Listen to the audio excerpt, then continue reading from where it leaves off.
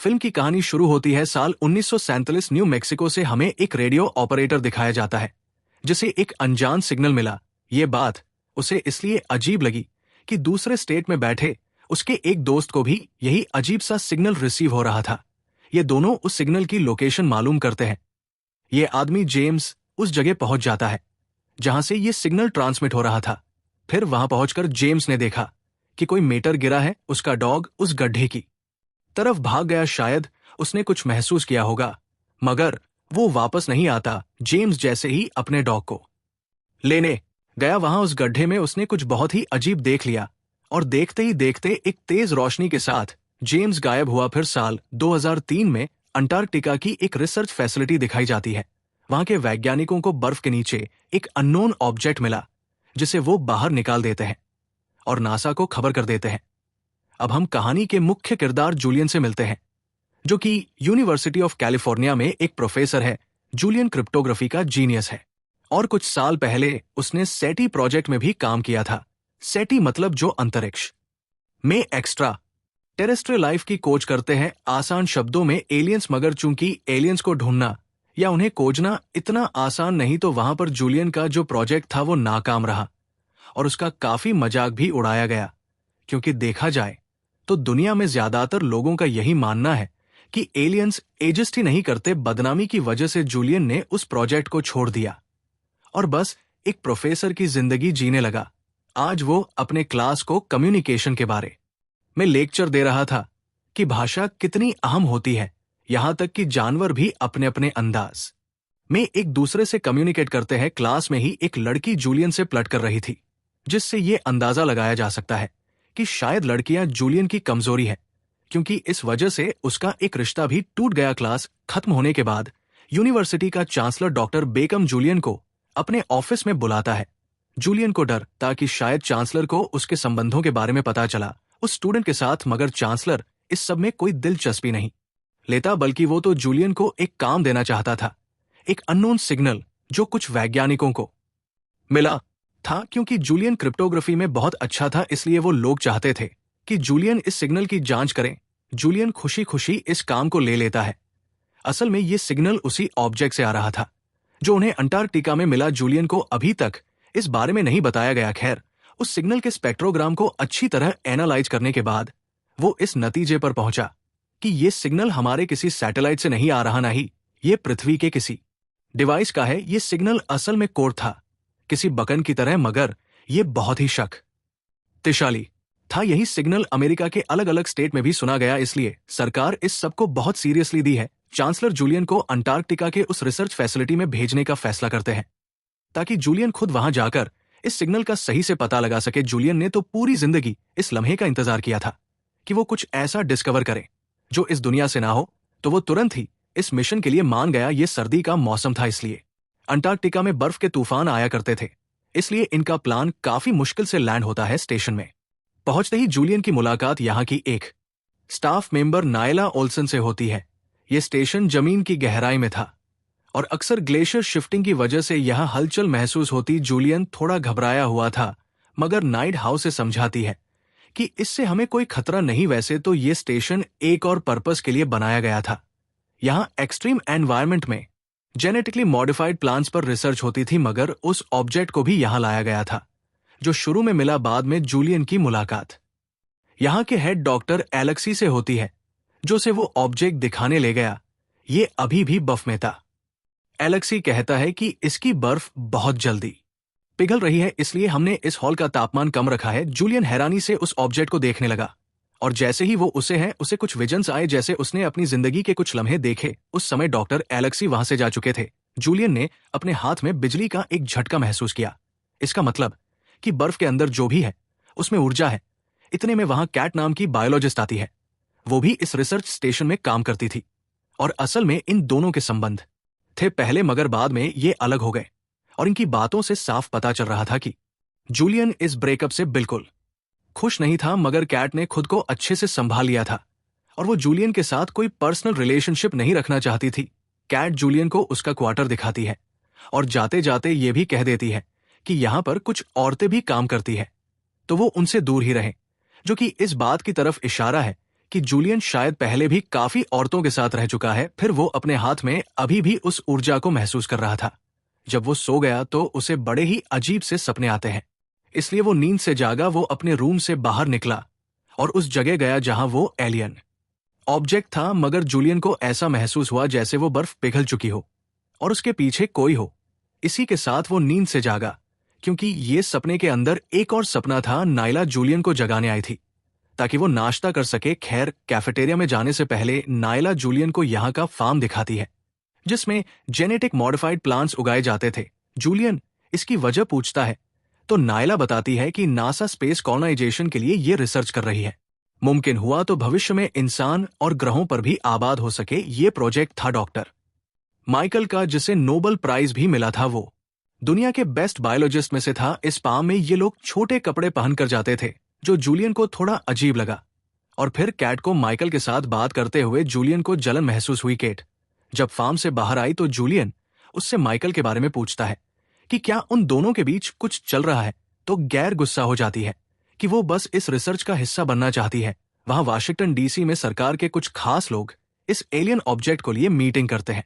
Defence secretary Ronald Julian की file देखता है, क्योंकि सरकार पहले से ही सिग्नल और उस ऑब्जेक्ट के बारे में थोड़ा बहुत जानते थे। अजीब था कि सेटी प्रोजेक्ट में काम करने वाले सभी वैज्ञानिक उस स्टेशन में एक हो गए ब्रेक के दौरान जूलियन की मुलाकात कम्युनिकेशन एक्सपर्ट ग्राहम से होती है। जूलियन अभी भी सिग्नल के उस कोड को समझने में लगा था। वो ऑब्जेक्ट और ये रहस्य में सिग्नल बाकी सबके लिए कोई एलियन की तरफ से भेजा गया संकेत नहीं लग रहा था। सिर्फ जूलियन एकलौता इंसान था जिसे इस बात पर विश्वास था कि ये सब हमारी दुनिया से नहीं। लंच में जूलियन बाकी स्टाफ मेंबर से भी मिला, जहां माइकल जूलियन के एलियन वाले प्रोजेक्ट का मजाक उड़ाता है। वो प्लेन जिससे जूलियन यहां आया था, उसके पायलट भी यहां फंसे थे क्योंकि मौसम बहुत खराब था। लंच के बाद जूलियन, ग्राहम और केट उस ऑब्जेक्ट के पास गए क्योंकि जूलियन सिग्नल को रिकॉर्ड नहीं कर पा रहा था। वो ग्राहम से कहता है कि हमें इस ऑब्जेक्ट के करीब कोई एंटेना लगाना होगा जिससे ये सिग्नल और भी पावरफुल हो जाए और हम इसे अच्छे से समझ पाए। जूलियन को विश्वास था कि सिग्नल में कोई राज छुपा है। वहां वाशिंगटन में डिफेंस सेक्रेटरी को 1947 वाले उस मिस्टीरियस सिग्नल और इस नए सिग्नल की जानकारी मिल गई और यह कोई अच्छा संकेत नहीं था। वो अपने आदमी से कहता है कि वो चांसलर बेकम को यहां लाए क्योंकि उन्हें जूलियन को एक संदेश भेजना था। वहां अंटार्कटिका के उस स्टेशन में जो ऑब्जेक्ट था, रस्सी टूटने की वजह से वो जमीन पर गिर गया, जिससे वो बर्फ टूट जाती है। जब स्टाफ मेंबर्स उसे देखने आए, वो काफी हैरान थे। इस ऑब्जेक्ट का आकार अलग था। ये कोई पत्थर नहीं था, नहीं कोई प्रीहिस्टोरिक जानवर। ये बात भी साफ थी कि ये कोई मेटेओरॉइड नहीं, क्योंकि मेटेओरॉइड सिग्नल नहीं भेज दे माइकल तो अब भी इस बात से इनकार कर रहा था कि ये कोई एलियन ऑब्जेक्ट है। वो इसे बेमतलब की कोच कहकर अपने फार्म में चला गया। जूलियन अंदाजा लगाता है कि ये एक ब्लैक बॉक्स की तरह है, शायद ये किसी शिप से गिरा होगा और ये बार बार डिस्ट्रेस सिग्नल भेज रहा है, मगर अभी के लिए ये बस एक तीरी थी। उनमें से एक स्टाफ मेंबर कहता है कि हमें इसे लाना चाहिए, मगर कैट बताती है कि ये सही आइडिया नहीं। इसके अंदर किसी तरह का कोई खतरनाक वायरस भी हो सकता है, मगर बाकी सबको ऐसा नहीं लग रहा था। केट को पिकर वो जूलियन से कहता है कि अगर उसके अंदर सच में एक एलियन हुआ तो उसके सामने हम बिल्कुल नियंदरताल जैसे होंगे, क्योंकि वह हमसे कई ज्यादा इवॉल्व होगा और हमारी टेक्नोलॉजी उसके सामने कुछ भी नहीं। यहाँ के ज्यादातर स्टाफ मेंबर्स इस बात पर राजी थे कि वो इस ऑब्जेक्ट को खोल दे तो वो उसे काटने लगे। एलेक्सी के हाथ उस ऑब्जेक्ट का एक टुकड़ा लगा। वोकेट से कहता है कि ये कोई पत्थर का टुकड़ा नहीं बल्कि कार्बन बेस्ड एलॉय है, मतलब कि ये बनाया गया है। वहां जूलियन कोड को समझने में लगा था। नायला उसके पास आई बाइनरी नंबर्स को देखकर वो जूलियन से कोड के बारे में कुछ सवाल पूछती है। उसे लगता है कि ये एक पजल गेम की तरह है। वो जूलियन को कुछ हिंट्स देती है जिसे जूलियन कोड को एक अलग तरीके से डिकोड करने लगा और धीरे धीरे उसे जवाब मिल रहे थे। सारे कोड को समझने के बाद जब जूलियन उसका अनुवाद करता है तो उसमें लिखा था कि उसे लना मत। ये जानकर नायला और जूलियन नीचे की तरफ भागते हैं ताकि उन लोगों को सावधान करे, मगर तब तक बहुत देर हो चुकी थी। वो ऑब्जेक्ट खुल चुका था और उसके खुलते ही एक शक्तिशाली इलेक्ट्रिकल डिस्चार्ज हुआ, जिससे कुछ लोग तो मौके पर ही मर गए। जूलियन और नायला वहां पहुंचे तो देखा कि उस ऑब्जेक्ट के अंदर एक एलियन है। शायद ये उसका स्लीपिंग पॉड था। फिर उससे केमिकल रिलीज होने लगा जिससे उनके 4 लोग, जिसमें नायला भी शामिल थी, बुरी तरह मारी जाती है। उनके शरीर मोम की तरह पिघल गए। वहां दूसरी तरफ सरकार के कुछ खास लोग मीटिंग करते हैं। चांसलर बेकम को भी बुलाया गया था। उसे बताया जाता है कि यह पहला ऑब्जेक्ट नहीं था जो उन्हें मिला। साल 1947 में भी ऐसा ही एक ऑब्जेक्ट पृथ्वी पर गिरा था। जेम्स नाम का एक इंसान उसके करीब गया तो वो इफेक्टेड हुआ। इस एलियन ऑब्जेक्ट में एक ऐसा वायरस है जो हर जिंदा चीज को चंद ही सेकंड्स में खत्म कर देता है। अगर उस स्टेशन से कोई इफेक्टेड इंसान बाहर निकला तो पूरी दुनिया का विनाश हो जाएगा। और ये मार्स पर बहुत पहले ही हुआ था। शायद ये एलियन जीवन को मिटाना नहीं चाहते दे मगर ये पैथोली इनके शरीर का हिस्सा है। इसलिए हम उस स्टेशन को न्यूक्लियर बॉम्ब से उड़ाने वाले हैं ताकि बाकी दुनिया बची रहे। और बेगम को इसीलिए बुलाया गया था ताकि वो अपने दोस्त यानी जूलियन को समझा सके। एक रशियन सबमरीन उस इलाके की ओर बढ़ रही है। वो 3 घंटों में पहुंच जाएगी। वैसे तो बेकम से कहा गया था कि वो उसे पूरा सच ना बताए, मगर जूलियन कोई बच्चा नहीं था। वो सब समझ गया। ये स्टेशन पूरी तरह से सील था, इसलिए अंदर जो भी हुआ अभी तक बाहर की दुनिया पर कोई असर नहीं हुआ। इसका अगर इनमें से कोई एक भी इंसान बाहर निकला तो ये वायरस फैल जाएगा। उस एलियन ऑब्जेक्ट के धमाके से स्टेशन की आधी पावर चली गई थी। तूफान इतना तेज था कि ये लोग निकल भी नहीं सकते थे। हालांकि अब तो इन्हें साफ साफ आदेश मिले। जूलियन, एलेक्सी और केट तो बाहर जाना ही नहीं चाहते थे, मगर माइकल अपनी बलि देने के लिए तैयार नहीं था। जैसे ही वो जाने की बात करता है, जूलियन का उसके साथ झगड़ा हो गया और वहीं कर एक पायलट से ये लोग गन भी ले लेते हैं। माइकल का कहना कि बाकी लोगों की तरह हम भी इफेक्टेड हैं, मगर एलेक्सी बताता है कि ये वायरस अपने होस्ट को जिंदा रखने के लिए उसे अचानक से खत्म नहीं करता। इसलिए हमें ऐसा महसूस नहीं हो रहा, मगर हम सभी उस ऑब्जेक्ट के कांटेक्ट में आए हैं। इन लोगों ने वहां एक कैमरा लगाया था। जब यहां ये बहस हो रही थी तो जूलियन का आंख स्क्रीन पर गया। वो एलियन अब अपने पॉड में नहीं था। ये देखकर सभी घबरा जाते हैं, क्योंकि अगर वो एलियन मर गया तो ये लोग भी मर जाएंगे। इसलिए सभी उसे ढूंढने लगे। माइकल बेकाबू हो रहा था। जूलियन को वो एलियन दिखा। जूलियन अपने टॉर्च नीचे रख देता है, एलियन को यह समझाने के लिए कि वो उसे कोई नुकसान नहीं पहुंचाएगा। वो एलियन उसके सामने आया और उसके सर को पकड़ लिया। वो इलेक्ट्रिकल सिग्नल की मदद से जूलियन को अपने कुछ विजन्स दिखाता है, जैसे अंतरिक्ष और उनका ग्रह या जो सफर उसने किया। मगर तभी वो पायलट वहां आया। उसने एलियन को देखते ही गोली चला दी, क्योंकि उसे यही लग रहा था कि शायद वो एलियन जूलियन को मारने वाला है। गोली लगते ही उस एलियन के शरीर से ऊर्जा निकलती है और फिर उसका शरीर वही गायब हो गया। जूलियन कहता है कि मैंने उसका डर महसूस किया और ये भी कि वो मेरे साथ सुरक्षित था। माइकल भड़क जाता है, कहता है कि 3 घंटों में ये जगह पूरी तरह से तबाह हो जाएगी, हमें यहां से निकलना होगा। जूलियन बताता है कि जब तक हमारा ब्लड टेस्ट नहीं होता तब तक हम कोई भी फैसला नहीं करेंगे। जब सबके ब्लड टेस्ट के रिजल्ट आते हैं तो हर एक के शरीर में वो पैथोलॉजी था।